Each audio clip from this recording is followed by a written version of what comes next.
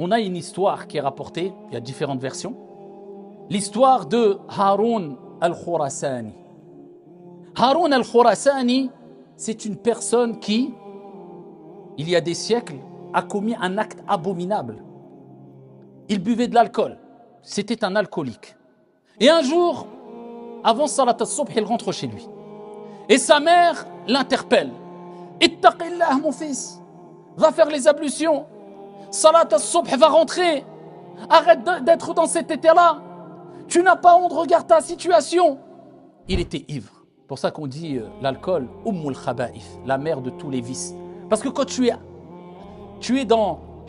ivre, eh bien, l'alcool, al-khamr, voile. C'est pour ça qu'on l'appelle al-khamr, ça voile la conscience.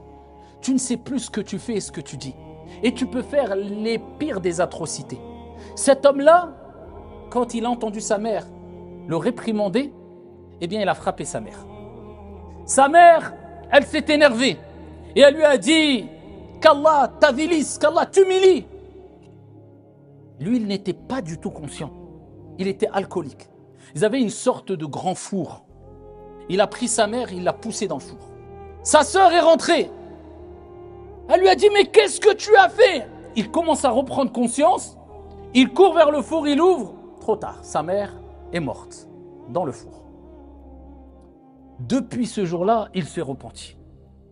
D'un repentir très puissant, dans le sens où, à partir de son repentir, pendant des années et des années, pendant 40 ans, il n'a cessé de faire des aumônes énormes.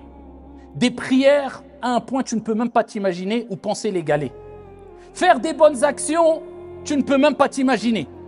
Il s'est coupé totalement du monde pour se repentir. Chaque année, il faisait le hajj.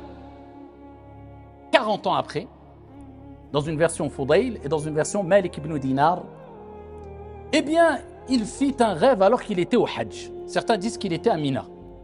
Et il voit dans le rêve un homme qui est à Arafat et qui dit « Inna Allah qad ghafara li ahli al-mawqif illa li Haroun al-Khurasani » Allah a pardonné à tout le monde à Arafat, sauf à Haroun al-Khurasani.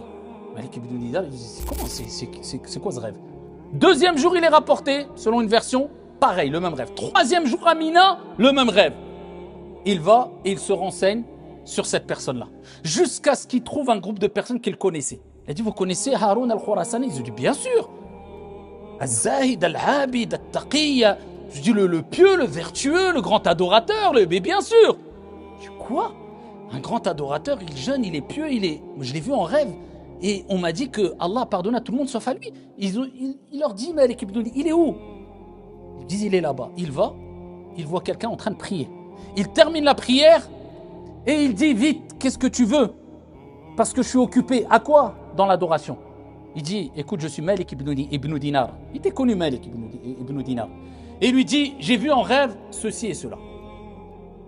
Il dit, écoute, c'est pas toi le premier qui me l'a dit. Ça fait 40 ans que des gens pieux et vertueux voient le même rêve et viennent me raconter ce rêve. Je dis, comment ça? Il dit, écoute, voilà ce qui m'est arrivé. Il dit, j'ai été ivre et il y a des années, plus de 40 ans, et j'ai fait ça à ma mère, etc. Et depuis 40 ans, je demande pardon, je fais des bonnes actions, je vais au hajj. Et chaque année, un pieux, un vertueux vient me voir et me dit, j'ai vu en rêve qu'une personne à Arafat a dit, Allah a pardonné à tous les gens de Arafat, sauf à Haroun al-Khurasani. Et il s'est mis à pleurer. Et il est rapporté qu'après, Malik ibn Dinar, rahimahullah ta'ala wa radiyallahu an, a vu en rêve un homme à Arafat qui a dit « Inna Allah qad ghafara li ahli al-mawqif wa li Haroun al-Khurasani. Akhbirhu. » Allah a pardonné à tous les gens de Arafat au bout de 40 ans de pèlerinage et d'adoration et de coupure totale de ce bas monde pour se repentir auprès d'Allah. Et enfin, il a pardonné à Haroun al-Khurasani. Donc ne croyez pas qu'en ayant commis des graves péchés, en se disant je vais à l'Hajj, automatiquement c'est sûr que je vais revenir et je suis au paradis. Bien sûr, c'est un moyen d'aller au paradis, de voir tous tes péchés pardonnés. Mais il y a des péchés qui sont tellement graves que celui qui ne se réforme pas et qui ne se repent pas et qui ne s'améliore pas et qui ne demande pas pardon même à celui à qui il a fait du mal, surtout si c'est ton père et ta mère, eh bien ne t'attends pas forcément à recevoir la miséricorde d'Allah subhanahu wa ta'ala.